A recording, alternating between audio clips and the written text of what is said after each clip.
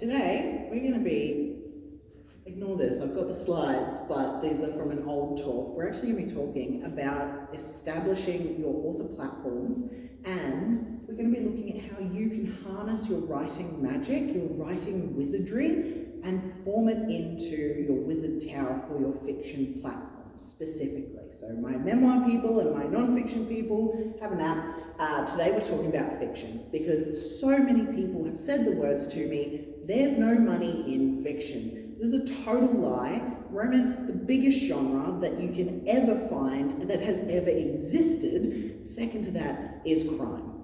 So if you're doing mystery or if you're doing romance, you are bound to be successful. You just need to find your way into that space.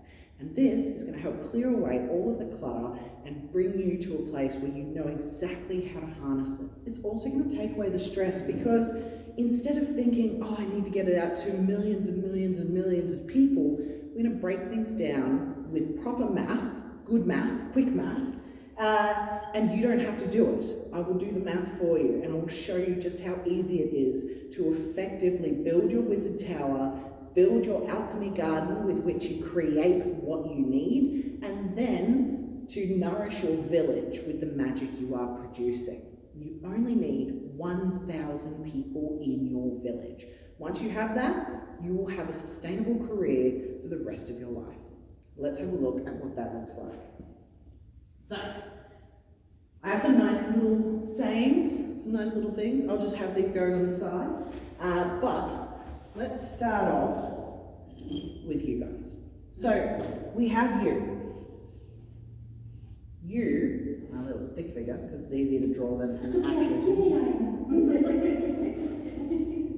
You are a wizard. You have tapped into the ability to write, and that is inherently magical. Creating something from your brain out of nothing is a magical process that we can all enjoy and that humans have thrived on ever since they first had a thought.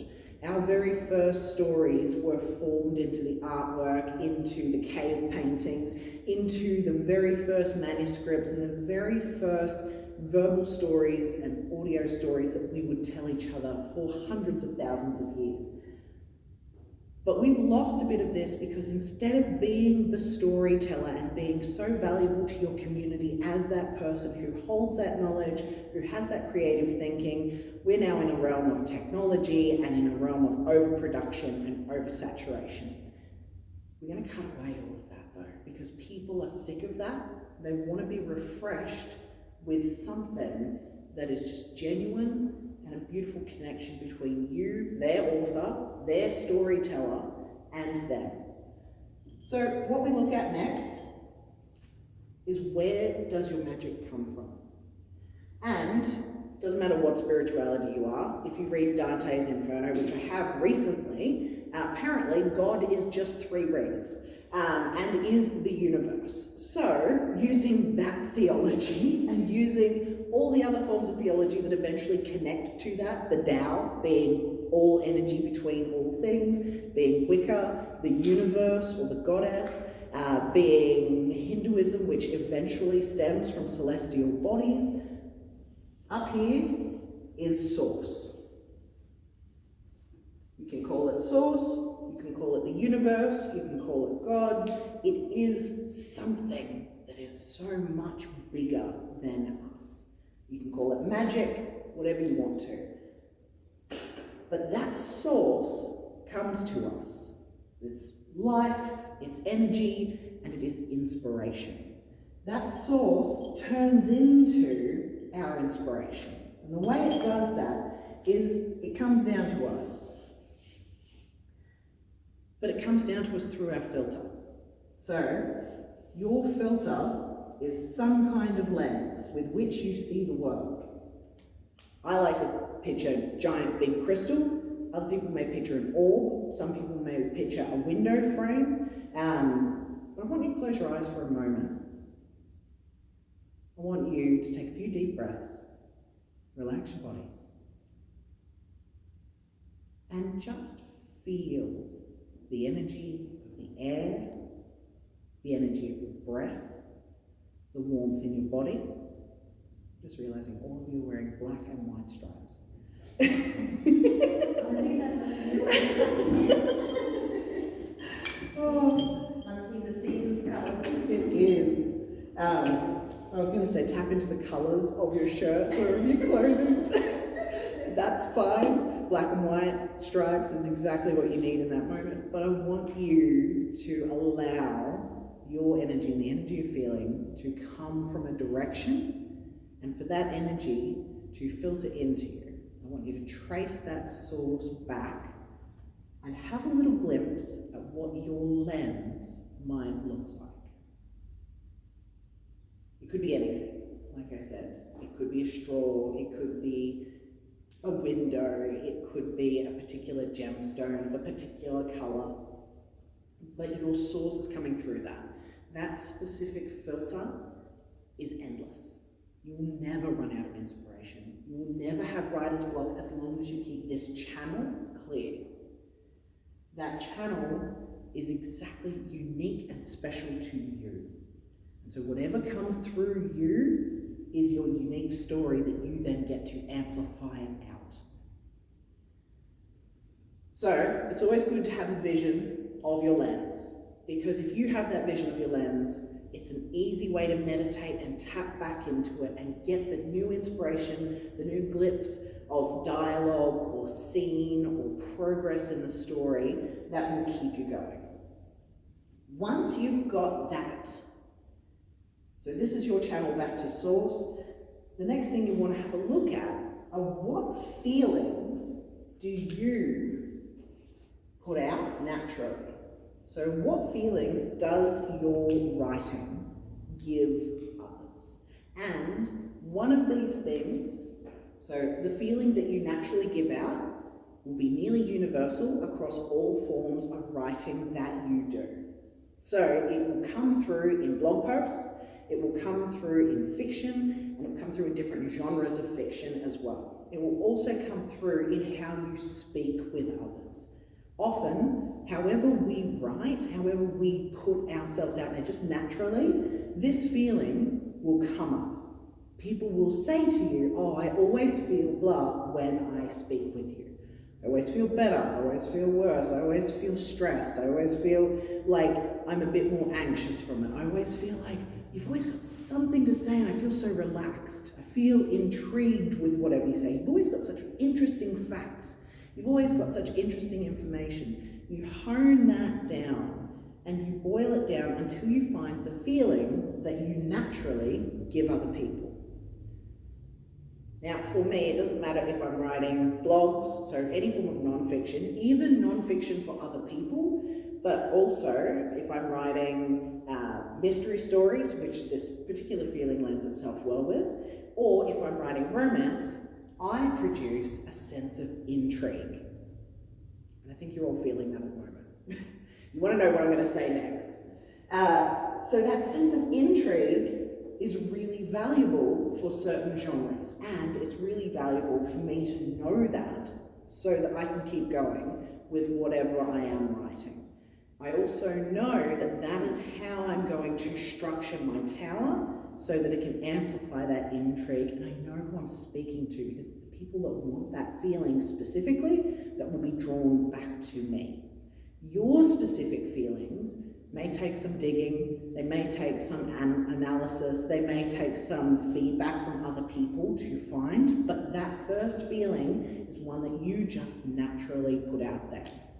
The second feeling is the one you want to put out there.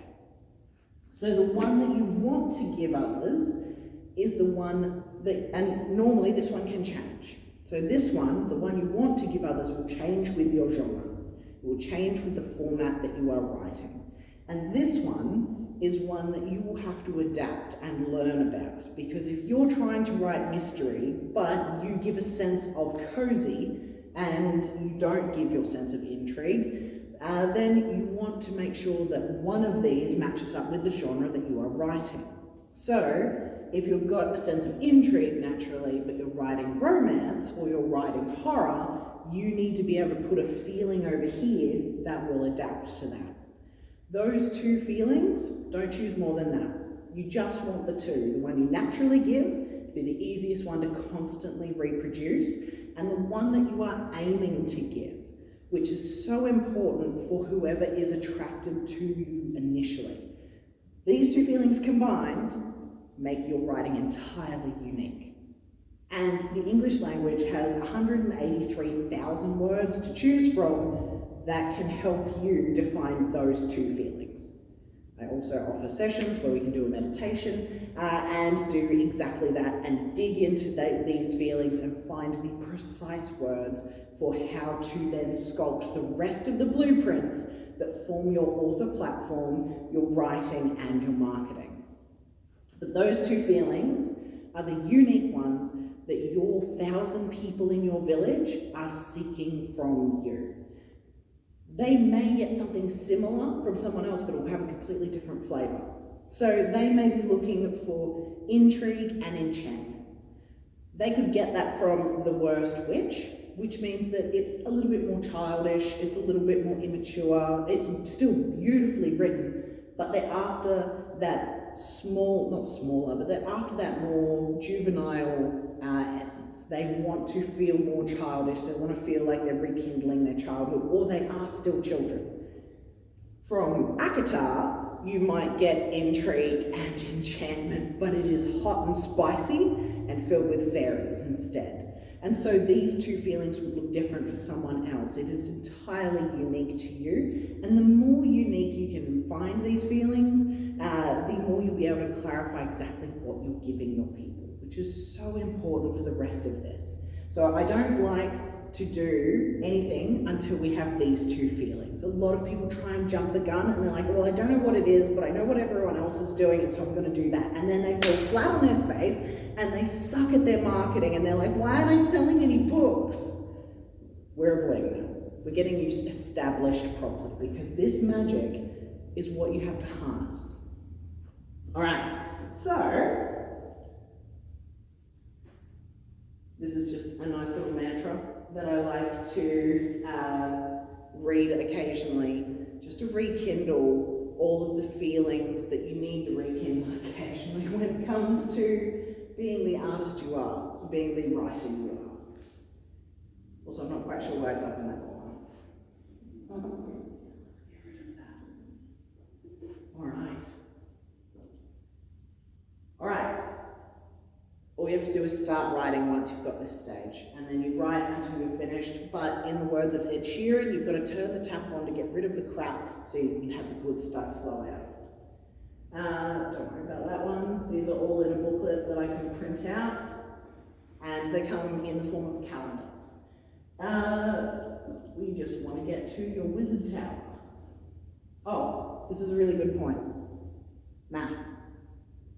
You need 1,000 people, all right? And that is if you are bringing out, and I want all authors on an $80,000 a year minimum salary or wage or income. Whatever that looks like, $80,000 a year, minimum. That should be the minimum wage. That is a comfortable living wage where you can still look after one independent and a house and own a car and go on a holiday for 2 weeks of the year, all right? I mathed the math.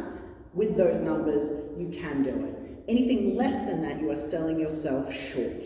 If minimum wage had risen with inflation, we would be on $80,000 a year as a minimum wage to live and thrive on, all right? And as authors, and especially a lot of us being women, we give so much to our community when we have that livable wage. So our community thrives entirely when we are on that. So my goal is that your 1,000 people give you $80 a year. That's not much. That's not much to ask, and it's not much for them to give. $80 a year is tiny, but 80 times 1,000 is 80,000. Then you're good, minus tax. If you have a 10% click-through rate on your email list, you need 10,000 people on your email list. If you have a 20% click-through rate on your email list, you only need 5,000. Facebook and social media will kill your numbers. Those social media channels are literally only to feed people back into your email list. If you are not getting people onto your email list from your social media off. Don't pay attention to it, don't use it, unless it is actively doing its job of sending people to your email list. The only list you can own, all the others, at the drop of a hat, can kick you off their platforms for whatever reason they deem fit. Your email list is owned by you. You are legally responsible for it. This is the one that you want people on. All right. Some people have great success on social media, and that's great. Some people don't. If it's not feeding your email list, it's not feeding you.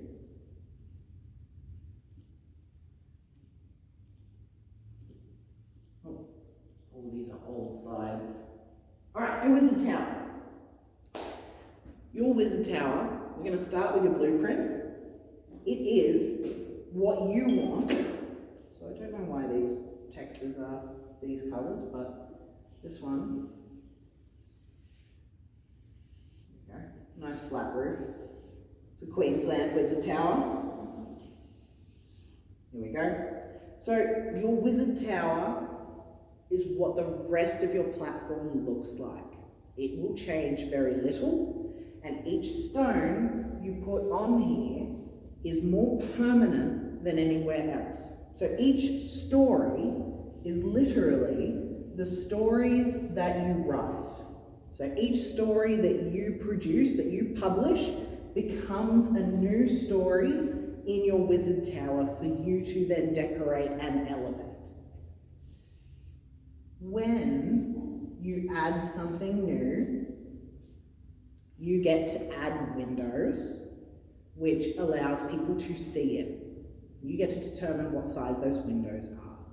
It is very hard for you in your wizard tower to build a new wall where you left a really big window, and it's really hard to open up that window if you've kept it really small. You want consistency in this. You want the outside of your wizard tower to look consistent. So choose how much people are going to get access to you, how much people are going to see the different elements of your tower, and if they are going to see your process. Is your writing process one that's in a gazebo or the front porch and everyone can see everything and you're very transparent? Or is it in the kitchen just inside the front of the building and people have to knock before they come in and see what you're working on and what you're doing? So it could be that they only get to see how you work when they're on your email list.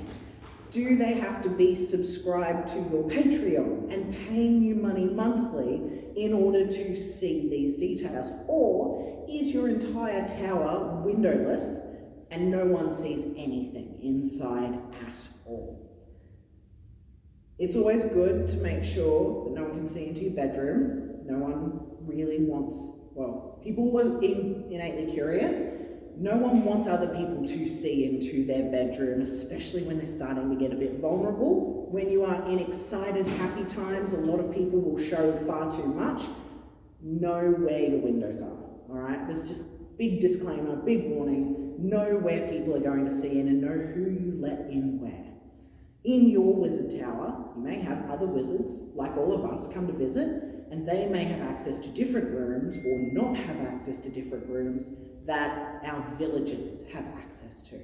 The villagers, the 1,000 people who adore your books, who will buy anything that you put out immediately, are your raving fans. These are the people who love everything that you've done and they are craving the next thing, and you probably communicate with them very frequently. All right, so your wizard tower is where you get to pick things. You start with your personality that you show, which please make it one of these.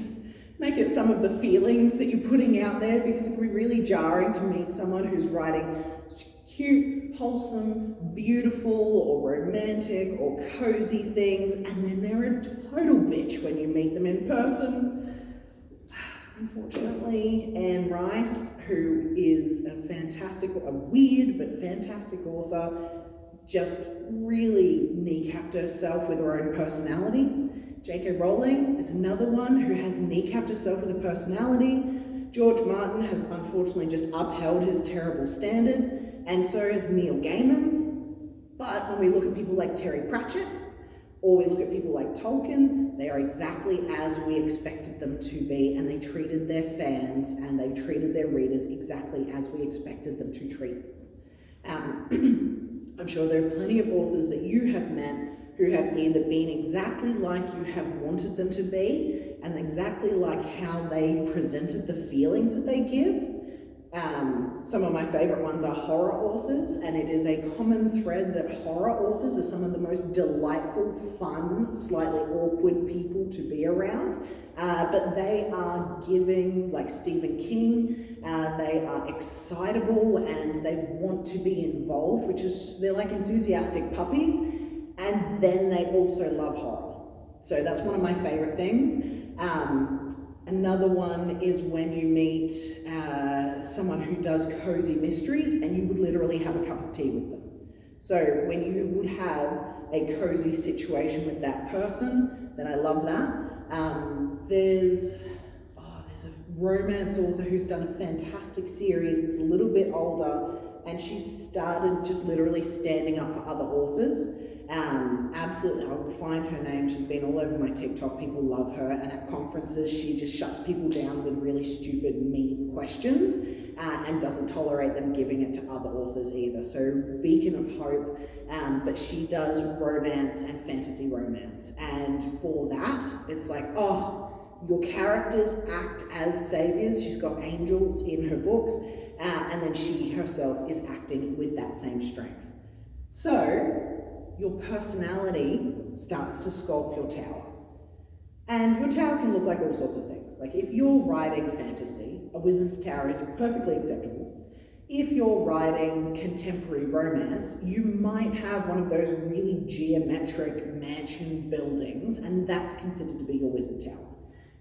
You just add a new room and go lengthways instead of up. If you're writing horror, it could be a haunted castle. If you're writing dystopian fiction, it could be something like an old abandoned building that you're starting to refurbish and turn into a functional base. If you're writing science fiction, it could be a spaceship. So however you need to picture your wizard tower is how you picture it. This is entirely flexible, just like your lens and just like the feelings that you're promoting. So with these things as groundwork, you then start to look at the style that you are creating. So you've got your lens, you've got the channel open and clear, you've got the feelings that you're producing, and you've got the genre that you're writing in. Now, if you swap genres, or if you change things up too much, this doesn't fit anymore. Yes, but it also means all of this effort here that you've put into this tower, you gotta walk all the way over here to a whole new village. So it's like, I write fantasy detective novels and they're young adult, they're teenage to young adult, right? That can appeal to women in their 30s, 40s and 50s as well, but I know who it's appealing to. I also write medieval fantasy erotica. That is not going anywhere near this tower. These young adult teenagers doing this, no, they're not seeing a lick of that. They're not seeing the same wizard at all. That is miles over there in that tower, over in that village, and it takes twice as much effort to maintain. Okay? So choose carefully. You can obviously experiment, but if you're going to get serious, if you're going to pursue this as your career, your craft, and your livelihood, you need to dedicate yourself to building the tower. And for everyone not here today, if you're not dedicated enough to come to these talks, then how the fuck is your tower going to get built? Just saying. Brick by brick, this gets built with showing up every single day, writing your words, doing your edits, and doing your marketing. If you're not doing that, this is not getting built. It's getting rotted in the rain and the weather, and your villagers will scatter because you are not a good wizard, all right? Showing up every day shows that you are a good wizard. All right, so in our tower, we also have all of these things. This is a quick, easy breakdown of what counts as being part of your wizard tower. So when you are designing your tower, you want to look at the 5 colours, no more than that, please. We don't want to overcomplicate things. We want things simple.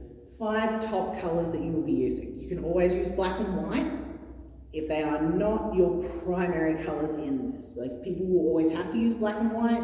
Sometimes things will have to print in black. They'll print on white or vice versa. That's fine. You can still choose those colours, but acknowledge that they are now taking up space in your 5. Choose colours that represent these feelings, and then choose colours that represent your genre, okay?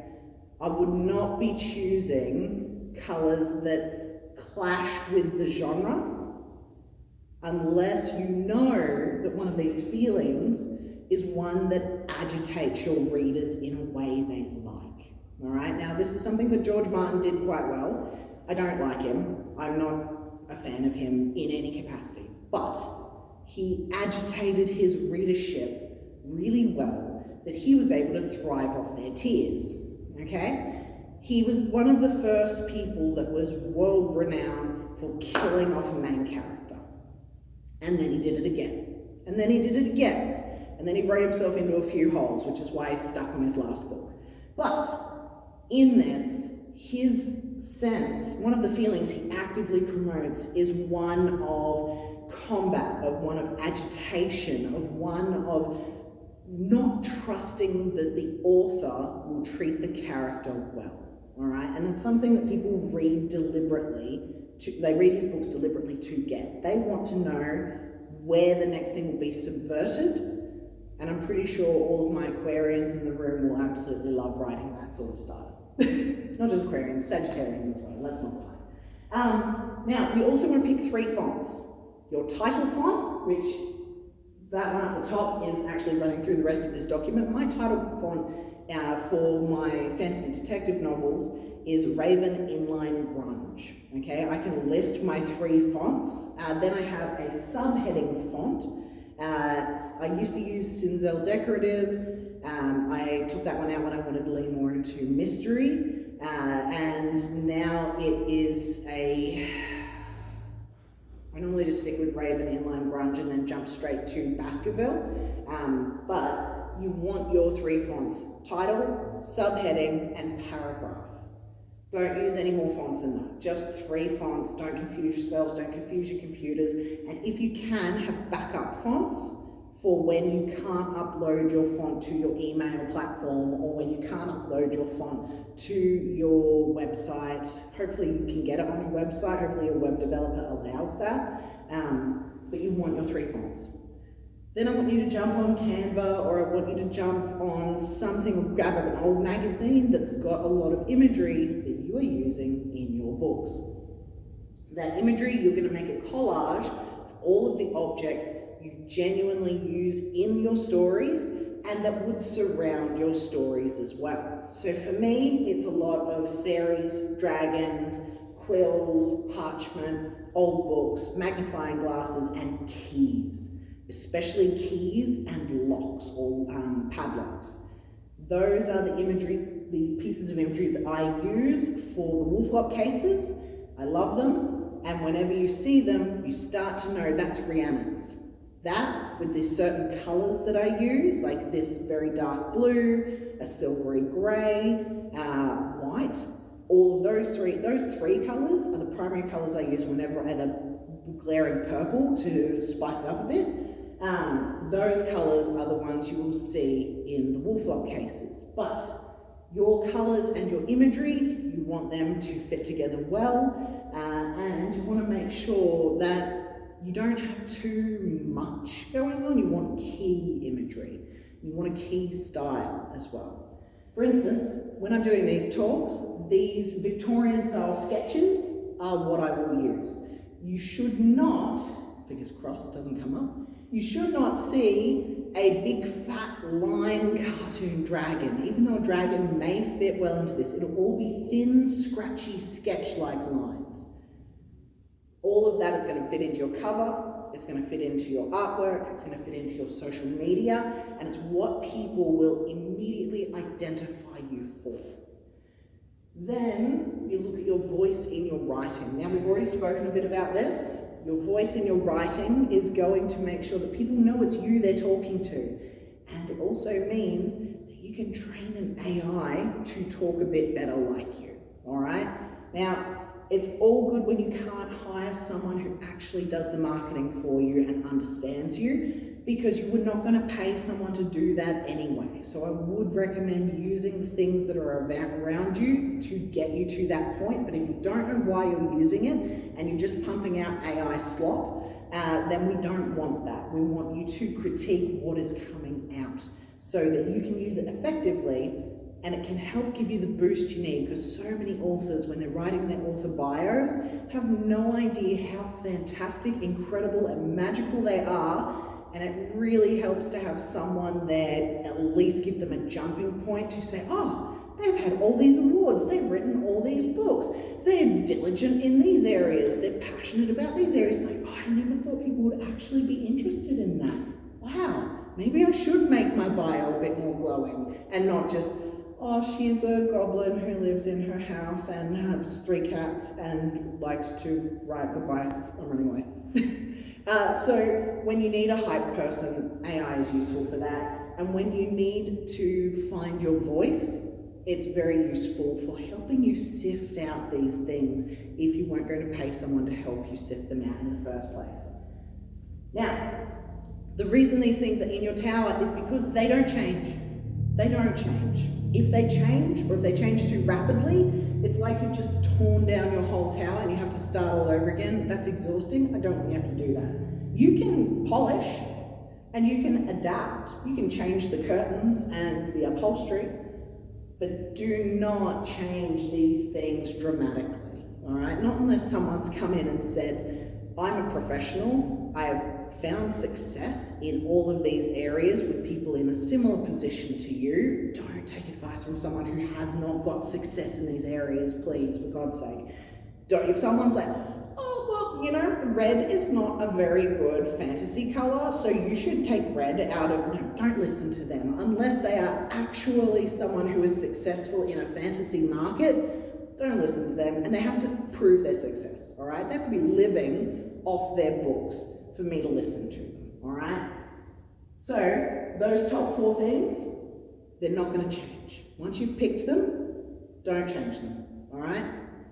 Then we have the things that you make that become the bricks in every level, and you can reuse them and reshine them every single time you do anything with your marketing. So this is like sigils on your wizard tower that help amplify these feelings and start to send them out to your audience and start to tell people this is where you find this magic.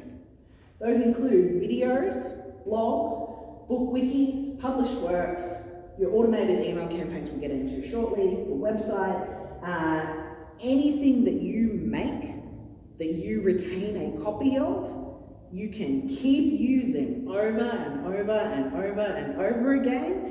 If it's in little bits, if it's in its whole format, if it's edited, if it's unedited, if it's on your Patreon, keep using them. Don't post it once and then be like, oh, well, only 10 people read my blog and they were all my family and I think 3 of them were me making sure that someone read my blog. Don't do that. Every single month, repost that blog in different snippets, in different ways to get more people onto it. Put it into your email list, put it into your social media. Ask people to read it. Send them a message on Facebook or on Instagram or on whatever chat you're on. Text it to them and be like, hey, can you let me know what you think about this? Could you leave a comment for me? Could you just give it a few reads and maybe like share it somewhere? Because that'd be really helpful for me.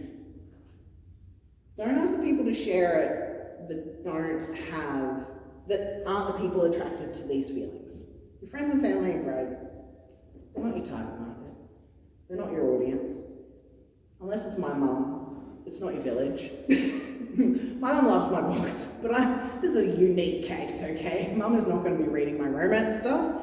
She loves the young adult stuff and she loves the mystery stuff. Find the people that are attracted to these feelings Ask your audience who is attracted to these feelings. Start to put things out that show these feelings and see who resonates with them. Because your nan, your partner, your high school best mate, not interested. They may not be interested. That's not for them. This is not their tower. They are not in this village, all right? You're not going to be asking them for $80 a year. Then we have your website. That is absolutely not changing. Please don't change that too frequently. Update it, don't change it, and keep it simple. You want it to be for the person looking at the website. It's not for you. It is for the person looking at the website, and the entire website should be geared to, oh, you're on this page, it must mean you want this thing. Whether that is to learn more about what you are doing, or if it is to buy your book. And make it as easy as possible. They should be able to get your book in 2 clicks. If it takes longer than 2 clicks, they're going to bugger off and be like, well, it was too hard. Merchandise is another thing. You can have limited merchandise or limited edition merchandise. I would not recommend that until you have underlying merchandise that people are just buying. Subscriber platforms, Patreon, Buy Me a Coffee, Ko-fi, what else is there?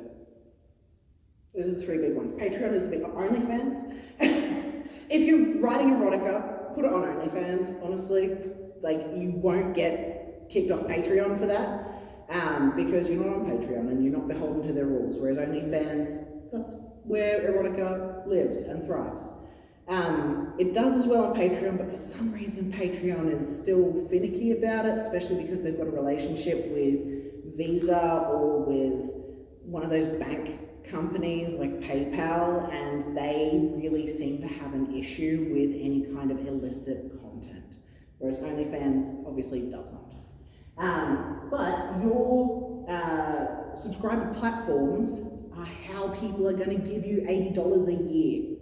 Because if they are on a $5 or a $10 subscription for every month, so $10, you have 1,000 people on your Patreon because they absolutely adore your work, they can't wait to get more, they want you to succeed. If they're paying you $10 a month, that's $120 a year, minus 1 to 10% depending on if you've got extra merch through Patreon. That's $120,000 a year. Math is good. So 1,000 people just paying $10 a month, your whole life is sorted. And you can start putting savings away. You can start looking after your family as well as you want. You can start supporting the people you want, in the arts you want. All of these things become possible just because you reach that 1,000 people, the 1,000 villagers. All right, social media pages. Now they are technically part of your tower until they chuck a hissy fit and a billionaire buys them out, and then they go to pot, and then that whole room of your tower crumbles and you don't know what to do with it. And then you refurbish it as blue sky. So pay attention to your social media pages once they are set up. You don't want them to change too frequently. Just when there is a major update happening, you do then have to keep feeding the beast, because the social media pages are kind of more like stables. Let's use green for this one. So when you start a social media page, you have a stable, and suddenly you have something that you need to feed. That's my little beastie in the back there. And if you don't feed it, it punishes you and it tries to eat you instead. But also, if you feed it enough, it will still try and eat you. So choose 1 or 2, maximum 3 of these beasties, and master that beast.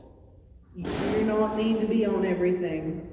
It is not to your benefit, because remember, if these creatures are not feeding your email list, if you're not getting anything from them, they're just stealing your energy and they're not worth your time. They're not worth your effort. I just finished a diploma of social media marketing, and I can tell you now, if you are spread too thin, you have too many monsters chasing your magic. They will consume you, and they will devastate you, and you will hate it, and you will get burnt out. Unless you hire someone else to do it, and even then it'll feel annoying. So, make sure your social media pages are treated like the beasts they are, and that they are feeding you more than you are feeding them.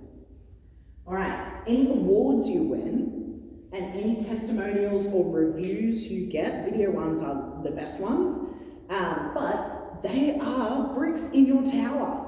They amplify your magic. And for that, they are incredible. They do nothing if you don't put them on the outside of your tower though. All right, if you hoard them and you don't tell anyone you've got them, then no one is gonna know. How are they gonna know? So make sure you put these on the outside, and make sure you keep feeding the beast with them as well.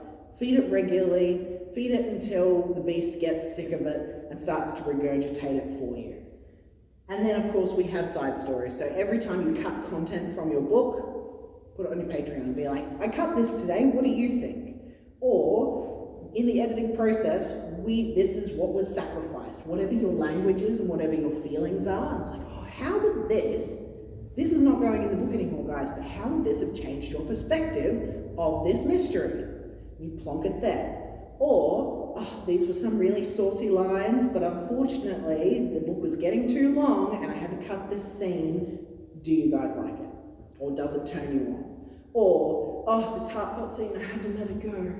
Or, something for dystopian fiction, you can always say, oh, this would have been the climax of this stage, or this was too much waffle, but I thought it would be good for you guys to get a good idea of how the world actually goes. Here's my treat for you to keep you going in this harsh desert winter. Something like that. So say it in your voice, say it with your language, and say it with your colors and your magic. All right, that brings us to the end of the Wizard Tower. Now, your Wizard Tower is a work in progress. All you need to start is your hovel. You only need your single story, or if you don't yet have anything published, you just need your first story, which is normally your kitchen space, where you start cooking. And every single day, you aim to add one brick. That's all that needs to happen. By adding that one brick, and by progressing that one day forward, you get closer than the people that didn't come to this session. You get closer to this than the people that just forever dream of writing a book. And you make the mistakes you need to learn along the way so that you can make this thrive. Because the whole point of building this tower in the first place is to attract your 1,000 dedicated villagers and for them to feed you so that you can give them your magic. Well, that only took 40 minutes. Let's have a look at the next part.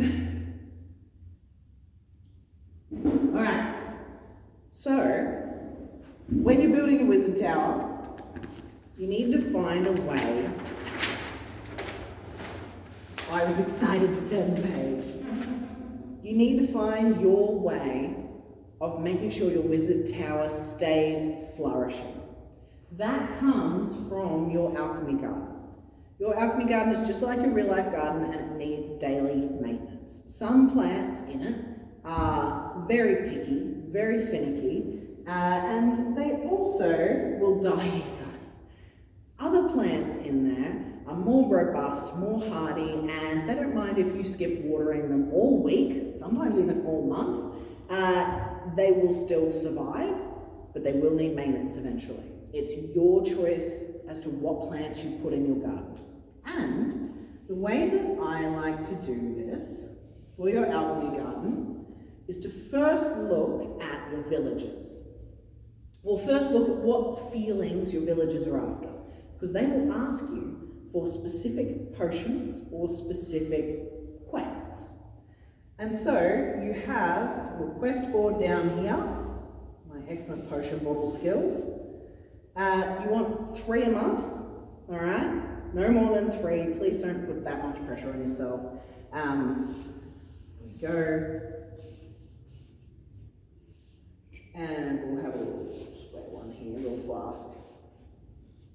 Excellent. So we have our 3 potions, all right? These are the potions that the month is going to give us. And then we have our garden plots.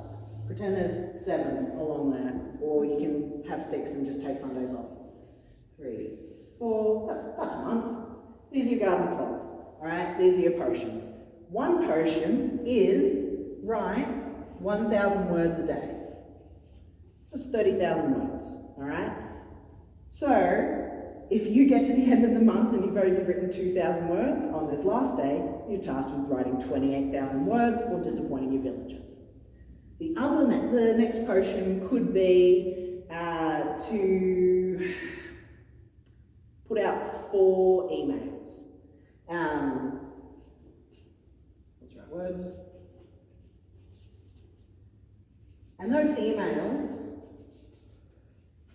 can include promotional ones, can include updates, and can include, let's just put Patreon notices or Patreon attractors. So those 4 emails are aimed here, and the purpose of this, so the goal is, you put out 4 emails, all right? The goal is you want 250 new subscribers for that month. That's generally my one. Whenever I put an email out, I want somewhere between 20 and 50 new subscribers, which is why I put in a book funnel promo whenever I do this, because it's a big email swap. And whoever downloads my book, they're like, yay, I want this, that looks like a great deal, and then they join. If your book is only on Amazon, don't. Sorry, Kathy. But Kathy is our beautiful Amazon queen. If your book is only on Amazon, unless it is in the front, I would even say the middle and then the very back of your book to sign up for your email list, this ain't happening. Amazon hoards, is a giant evil dragon, and they hoard all of the details of all of your readers and they do not share it with you. They are the Smaug of the book world. And so if you want to increase your email list, which as we discussed is the only one that you legally own and control, then you need to find a different way to do that. And so it is a great thing when you put it on BookFunnel or when you have something on your website that will automatically sign people up, but unless you're sharing that and amplifying that, it's not going to work. All right, you can have all of the sign up things. If you're not sharing where people can find them, then you are not amplifying the work. And what would be another goal for any of you in 1 month? What's a good book goal for any of you? Just say this is a writing month. You're writing the words. You've done the plotting. Last month was plotting month. This month is first month of writing. And we've got writing the words, we've got emails. What's something that you would add to that? Would it be going to writing groups? Would it be finishing plotting because you're also a pantser and you never finish your plotting entirely? Would it be applying for government grants like the RADF grant, which is a whole potion just to itself? Let's put grants. I'm seeing nodding. So we're going to put applying for the Regional Arts Development Fund there. So that means that you have said to the local Logan Council, I want to write a book. I may have started, but I haven't finished. Here's the start of the proof of concept. Can I have between $5,000 to $8,000 to finish writing the book? They will want an invitation to the book launch at the end, and then you'll get your money to write the book. It's amazing, it's phenomenal, hit them up. They do a fantastic job, and I have had several books supported with them, several audiobooks supported with them. They do a fantastic job for our local authors. So these are your 3 major goals for that month, all right? Your alchemy garden then has 3 tasks for each day You can sticky tape lollies to it, you can sticky tape ingredients to it, like pretend paper ingredients, but your alchemy garden are the actions that you take daily, no more than 3. If you're taking more than 3, you're running your own business like Kathy, and you've got way too much on your plate. But for everyone else starting out, we want 3 actions, and that is write the words, prep the email, or find the image for this email, find the paragraph for this email, organize the book promos for this email, and then we want fill out this section of the RADF grant. Okay? So if you've got all of these filled up with, write the words once a day, then maybe on this day you only have RADF in, and that's the day you've dedicated to that. Or maybe you've got a couple of days dedicated to that so that you can review it and have other people help you with it, okay? This is your alchemy garden. Your alchemy garden is the actions you take to become successful as an author. The way the alchemy garden works is you have a forest, and sometimes there's mines in the forest, and you might go foraging. My cursive, my chicken scratch. These are one-off ingredients that you will be looking for that maybe like, oh, I'm just going to go and get a quote for the RADF grants. I'm going to go into the forest, I'm going to go hunt that quote down, I'm going to bring its carcass back, then I'm going to skin it. So foraging are one-off, weird little things that you'll do that don't have any consistency to them and don't require you to constantly maintain them. All right? Some people live off foraging.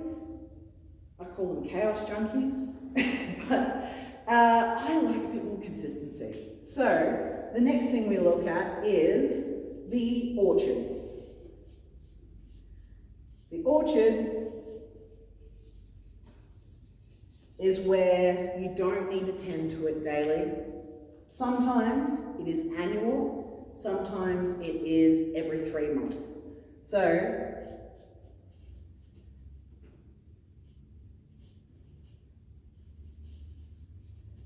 that means that you just need to make sure that that activity is booked in, and there's a little note at the end of the month or at the end here saying this is coming up soon. So make sure you've got some details ready for it, or make sure you've got what you need for it.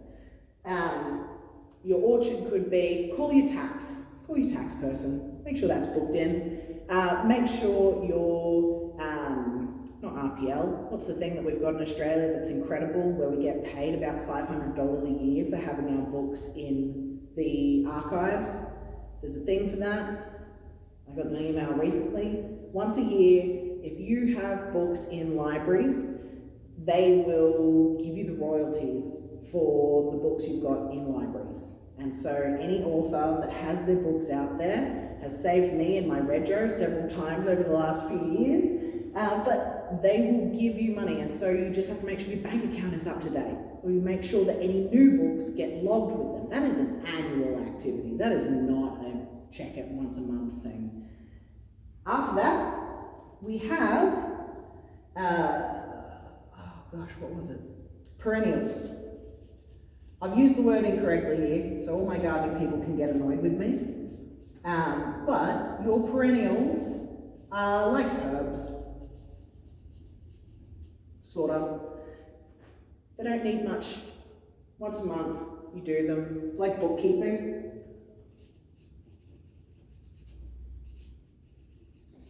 Could be that's when you film all of your social media. Could be that's when you book in with your admin person or your marketing person and you check up on them and you see how they're going, and you check your stats for things. It could be that's when you book in to come to all of your author talks for the month. So you check your calendar once a month, and then on the second Saturday of the month, we have the Logan City Writers author talks. And now we have a few others lined up for you as well. I'm looking at you. So, you book in your author talks and you book in your networking meetings once a month, and then you just go to them. Take that off your plate. After that, we have your regular crops, and here, eat your carrots, eat your cabbages, eat your tomatoes, eat your mushrooms, anything that you're going to harvest every single day. This is your words. Daily reel, so your social media, daily contact someone new who you want to talk to in the author spheres. Contact an author that you like the look of. Check your emails. Respond to your emails. I unfortunately take all of my respond to my email crops and seem to do them once every 6 months. So if you need me, text me. But this is your alchemy garden, and this is what will keep your bricks getting built in your tower. These are the actions, and they are directed. They are directed to your goals specifically. This is what you are after when you are looking at how to become a successful fiction author. This is showing up every day. This is accountability, because you know from this that if you let this start to fade, if you keep pushing it back, if you keep making excuses for why you haven't written your words. I'm over 9 months pregnant now, so I'm 37 weeks. I still write 444 words a day, and if I don't, I catch up on that the next day. So if for some reason I was sick, or I felt crook, or something got in the way, like I was running kids D&D, I just move that to the next day, and instead I have to write 888 words. But I still keep my streak going, because I'm not going to break that chain. I'm on like a nearly 200-day writing streak.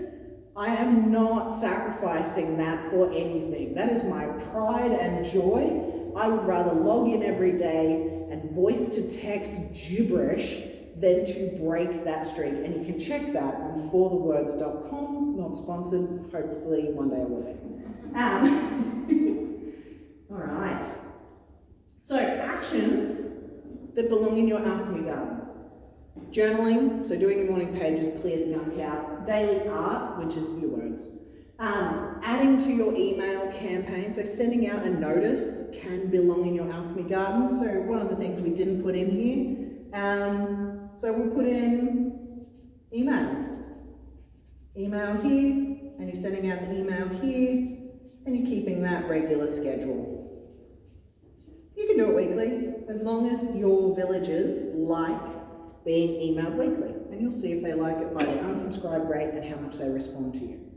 If they don't like it, you can choose to pull back and go fortnightly. Don't go any less than fortnightly. Not unless you have absolutely nothing to say at all, no news, no nothing new at all, and then only go monthly. If you go longer than monthly, you are doing your audience a disservice, much like I'm currently doing mine a disservice, and it breaks my heart because I'm just so focused on what I need to do right now. I'm writing the books, I'm getting stuff done, and I still feel terrible for not being able to send out that monthly email when I know I should. When I know that my people will have forgotten me and dispersed from my village, when they're not getting the magic that they came for, and I'm dishonoring them by not sending out that email. That hurts so goddamn much. So we have creating presentations if you want to do school presentations, or if you want to do author workshops. That can also go into your wizard tower as a piece of furniture or as one of your bricks. We have updating your Discord servers. Thank you so much, Beck, for being phenomenal on that front with the Logan City Writers. Updating your series wiki, especially for those writing high fantasy or writing really in-depth stories that have a lot of characters, have a lot of locations, and have stuff that you need to be able to keep track of, like Lord of the Rings, where there's so many names, so many locations, and so much history that didn't get put into the books. I'm obsessed.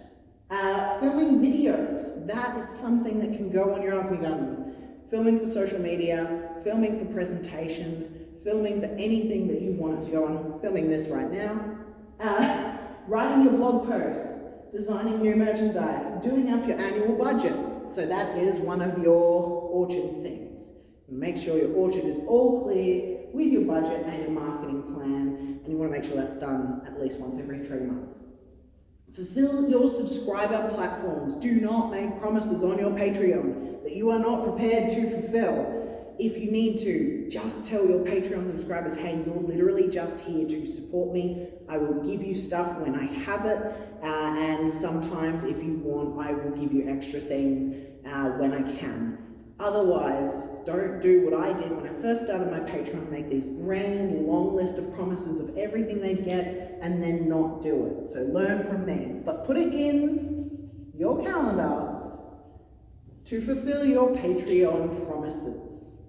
Nothing is worse than a broken promise in that. And then schedule social media posts and plan your annual or monthly events, like your Logan City Writers critique group, author talk, and casual coffee.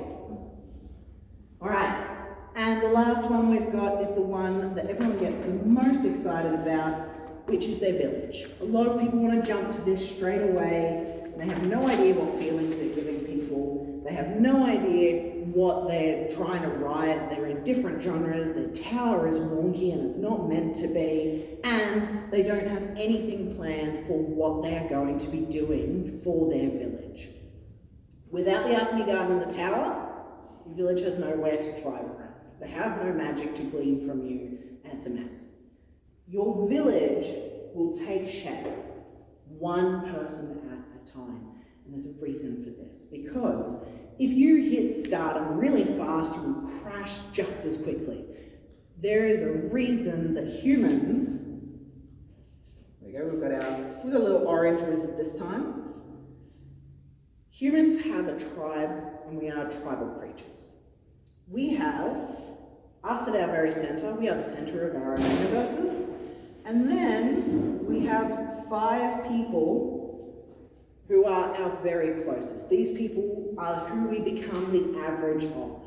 So if you're around 5 authors who are not dedicated to their craft, or if you're around 5 people who put you down about your craft and put you down about your writing constantly, you're going to feel crap about it.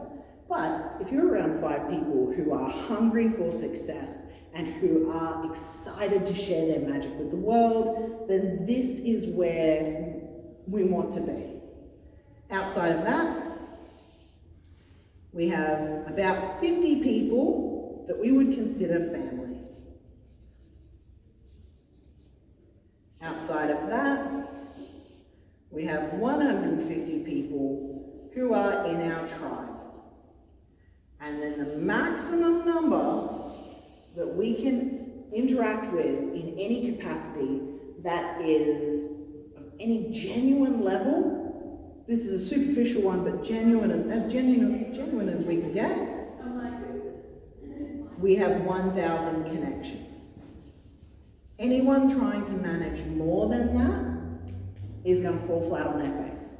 Now, your 1,000 people are all you need. And if you focus on these 1,000 people, then they are going to ripple that love out for you. But you need to know your village's names, birthdays, whereabouts they live. If you can get their postal addresses, that's great, because you can send them seasonal greeting cards, birthday gifts, that sort of thing. And you can have the intimate connection that you need in order for them to want to be on your Patreon and want to give you that $80 a year minimum. Some of them will give you a lot more. Some of them will give you like $50 a month, and it's incredible, and I love them. But I love all of these ones equally. These 1,000 people, these are the people that you are doing this for. All right, now your village and helping your village includes these activities. Making video content, knowing what hashtags they would actually search for, knowing what groups they are a part of, knowing where they are networking, signing their book for them. The minimum thing that you can do, just sign their book for them with their name. You can attend their book launches if they're authors, but also invite them specifically and personally to yours. Even if they're overseas, invite them personally with a postcard or some like lumpy mail and make sure that they are feeling special because they are one of your 1,000. They will ripple that love out for you, but if you don't give it to them, they have nothing to ripple out. There's online scavenger hunts as well that you can create for them, competitions, reviews, showing them what podcasts you're on, asking them what are their favourite podcasts so you can try and be part of their favourite podcast. Doing video interviews, radio interviews, so all of these things are going to help feed your village. Now, a lot of these also look like putting the sigils on your tower that amplify your magic out. Like paid advertising. These are things that are just going to help you as an author. So have a meal plan, take that out of your head, you don't need to think about it anymore, it's on the paper. Do your morning pages, write the gunk before you do anything else. Think of things that are going to attract your people. Lead magnets are great, so the first couple of chapters of your book or your whole first book as a free lead magnet is a great way to bring people in. Make sure right at the very end of that text is a very easy way for them to sign up for your email list, buy the book, and get everything else from you. Coming up with story ideas, content ideas, your customer relationship management system. That means that's your village census. That is how you know who is your village, who are your people, what their birthdays are, where they live, and how to look after them, what their favourite things are, and the communication that you've had with them. And there's lots of different systems for that. I use one called VBOW, works amazingly. Keeping track of birthdays, keeping track of the events that are useful to you. Some people are going to love going to Supernova. It's perfect for them.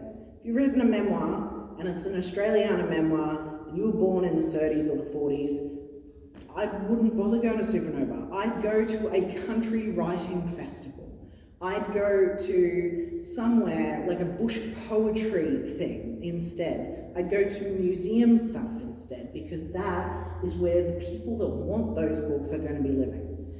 Now, if you are going to Supernova, you want to make sure that you have bright, colourful, fun things to do. Fun within your genre. Could be absolutely horrifying because you're writing horror. It could be absolutely endearing and magical and enchanting because you've written a fantasy romance. But it will be specific to you. And then you want to keep a track of budgeting, ideas, tracking leads, and tracking sales. Because if you don't know where your people are coming from, you don't know where is working for you, and you'll be feeding beasts that are not feeding you.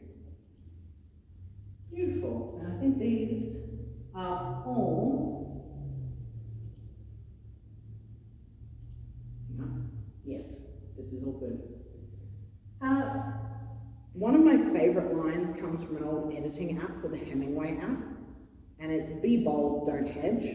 Every time you use the word just, that comes up, and for me, it's a great way to help you break through and find the things that you need to do to stop the excuses, tend to your alchemy garden, which will feed your village, and your tower will thrive. Thank you very much.